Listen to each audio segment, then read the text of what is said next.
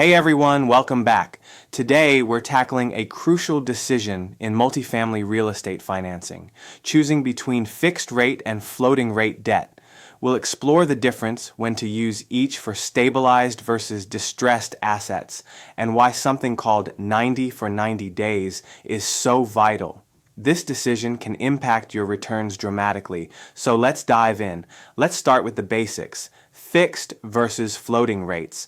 A fixed rate loan means your interest rate, and therefore your monthly principal and interest payment, remains the same for the entire loan term, regardless of market fluctuations.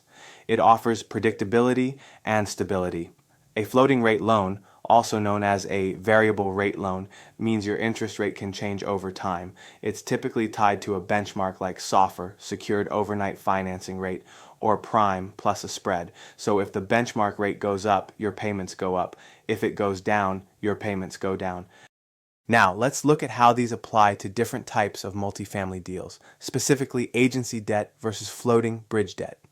For stabilized deals, properties that are already performing well, have high occupancy and consistent income, you'll typically use agency debt. This refers to loans from Fannie Mae or Freddie Mac.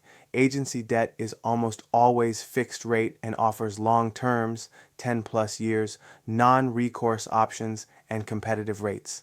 This stability is perfect for a property where you expect consistent cash flow for the long haul, protecting you from interest rate volatility. You want that predictable payment. On the other hand, for distressed assets or value-add deals, properties that need significant renovation, lease-up, or operational improvements, you'll often use floating rate debt, commonly known as bridge debt. Bridge loans are short-term, typically 1 to 3 years with extensions, have higher interest rates than agency debt, and are usually floating rate. You use them to bridge the gap from a non-stabilized state to a stabilized one. The idea is to quickly execute your business plan, renovate, raise rents, increase occupancy, then refinance into lower cost long-term agency, fixed rate debt. You accept the interest rate risk for a shorter period to achieve a higher property value.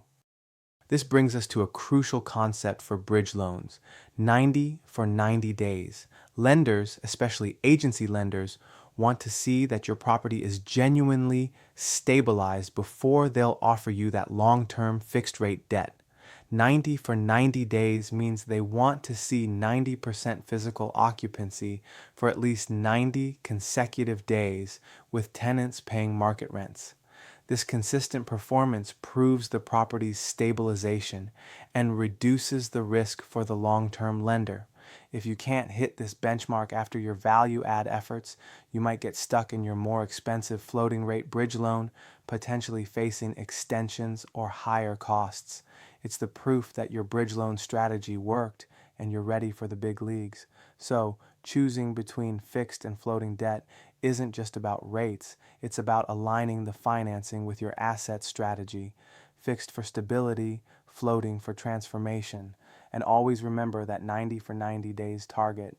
If you found this helpful, give it a thumbs up, subscribe for more real estate insights, and share your thoughts in the comments. See you next time.